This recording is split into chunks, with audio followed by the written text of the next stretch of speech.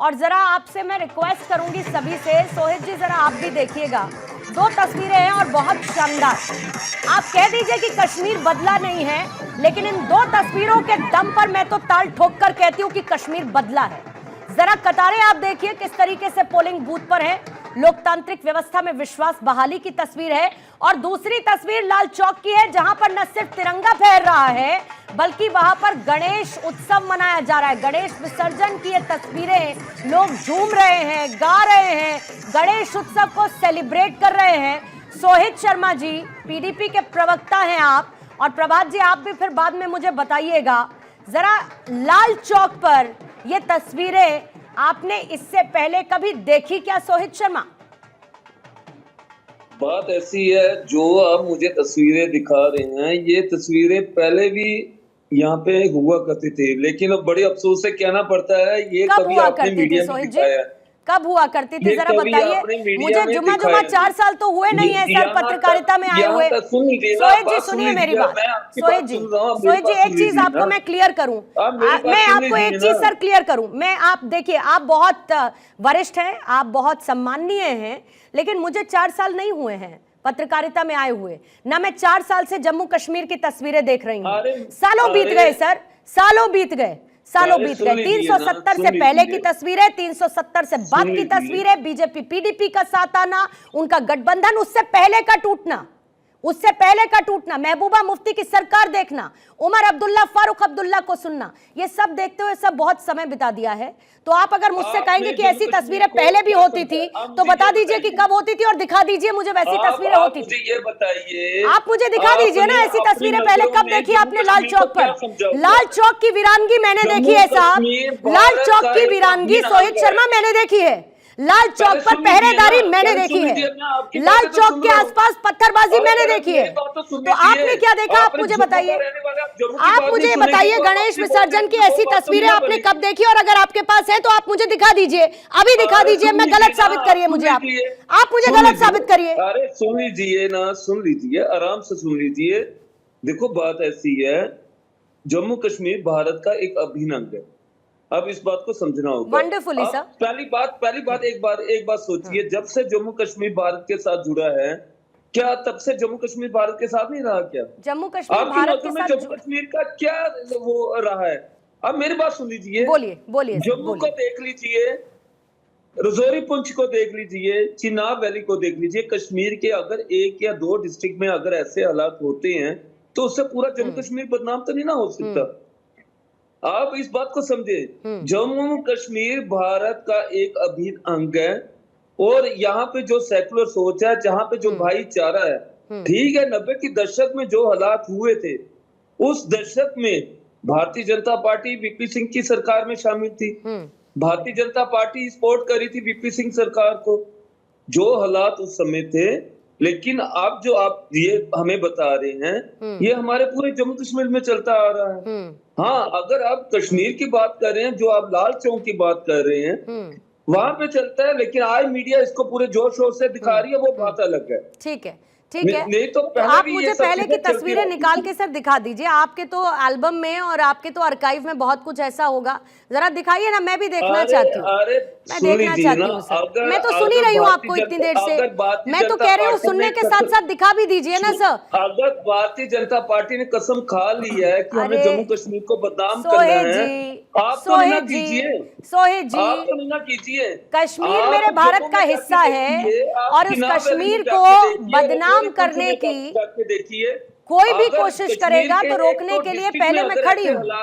बात किसी को बदनाम करने की नहीं है सोहित जी, बात हालत की है। आप जिस कश्मीरियत जमहूरियत की बात करते हैं, आज तो बहुत शानदार दिन है उसके लिए, लेकिन बात उस एक नैरेटिव को सेट करने की है। मैं कहती हूँ कि चीजें बदल रही हैं, और आज आपने बड़ी अच्छी बात सर बोली कि कश्मीर भारत का अभिन्न अंग है, बिल्कुल है, तो उसको उसी तरीके से ट्रीट करिए ना, उसको उसी तरीके से ट्रीट करिए ना। वहां के लोगों के मन में इस बात का एहसास होने दीजिए ना कि कश्मीर भारत का अभिन्न अंग है।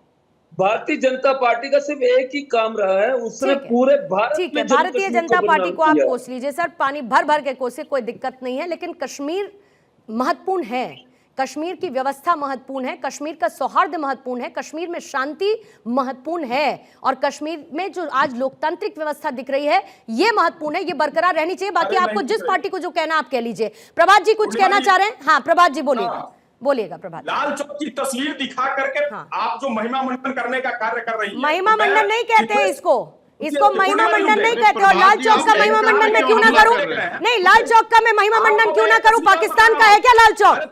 पाकिस्तान का है क्या लाल चौक? लाल चौक का महिमा मंडन मैं क्यों ना करूं? गणेश विसर्जन का महिमा मंडन मैं क्यों ना करूं? क्यों ना करूं ये बताइए जरा। आप मुझे लाल चौक का महिमा मंडन मैं कर रही हूं कहकर क्या रोक देंगे क्या?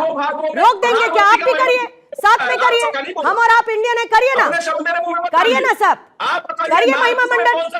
आप नहीं करेंगे उसका महिमा मंडन, लेकिन मैं करूंगी और ऑन करते हुए करूंगी, क्योंकि लाल चौक है ये, यहाँ गणेश विसर्जन हो रहा है, बिल्कुल ऑन करते हुए करूंगी मैं। आप मत करिए, आप अपने आप को एक्सपोज करिए और मुझे मत रोकिए, क्योंकि मैं करूंगी साहब, मैं करूंगी महिमा मंडन लाल चौक पर फहराते हुए तिरंगे का। मैं करूंगी महिमा मंडन लाल चौक में इस भीड़ का। मैं करूंगी महिमा मंडन लाल चौक में होते इस गणेश विसर्जन और हिंदू त्योहार का। आप कर लीजिए, क्या करेंगे? करूंगी मैं महिमा मंडन। आप रोकिए मुझे, आप रोकिए ना प्रभात जी, आप रोकिए मुझे। मैं आपसे ये कह रही हूँ, आपने शुरुआत गलत की प्रभात जी, आपने शुरुआत गलत की। आपने कहा कि आप लाल चौक पर महिमा मंडन कर रही है। शांत रहिए, पहले एक सेकंड शांत रहिए, आप ही का बीपी बढ़ेगा, शांत रहिए। मैं आपसे कह रही हूं, आपने शुरुआत गलत की। आपने कहा कि लाल चौक का जो महिमा मंडन करके आप दिखा रही हैं। अरे साहब, तारीफ करने वाली बात यह है, तारीफ करने वाली जब बात है तो मैं तारीफ करूंगी और मैं ऑन करके कर रही हूं। मैं तो छिपकर भी नहीं कर रही, मैं तो किसी की ओट नहीं ले रही, मैं किसी की ओट नहीं ले रही, मैं खुलकर कर रही हूं और मैं करूंगी। आप कर लीजिए, आप मत करिए, आपकी पॉलिटिक्स को सूट नहीं करता, आप मत करिए, मुझे क्या दिक्कत है? जो आपकी पॉलिटिक्स को सूट करे वो बात करिए, करिए ना साहब, अपनी पॉलिटिक्स की बात करिए। लाल चौक छोड़ दीजिए, आपके बस की बात नहीं है, छोड़ दीजिए। नागपुर में क्यों नहीं तिरंगा फहराया? आप अपनी बात करिए ना पार्टी की साहब। अरे आप अपनी पार्टी की बात करिए ना, क्यों मत करिए, फिर मत करिए सर, मत करिए। मुझे लगा कि आज आप अपनी पार्टी को ही रिप्रेजेंट करने के लिए बैठे, नहीं करना है मत करिए, मत करिए, कोई इशू नहीं है, मत करिए। आपको अपनी पार्टी की बात नहीं करनी, मत करिए, कोई दिक्कत नहीं है, मत करिए। भारतीय जनता पार्टी की जो मातृ संगठन है उसने तिरंगा नहीं फहराया, आप प्रश्न नहीं कर सकती, करके दिखाओ। तिरंगा किसने फहराया का क्रेडिट लेने की घोड़ नहीं है यहाँ पर, बेसिक समझिए प्रभात जी, बेसिक समझिए। तिरंगा वहां पर फहरा रहा है, ये महत्वपूर्ण है। लाल चौक पर ये तस्वीरें आज देखने को मिल रही हैं, ये महत्वपूर्ण है। शांति बहाली है कश्मीर में, ये महत्वपूर्ण है। जनता लोकतांत्रिक व्यवस्था पर विश्वास बहाल कर रही है, ये महत्वपूर्ण है। आपकी पत्रकार, फिर मैं कह रही हूं, आप अपनी पार्टी का पक्ष रख नहीं पा रहे, आप बीजेपी को गालियां देने में लगे हुए हैं, बीजेपी को कोस रहे हैं।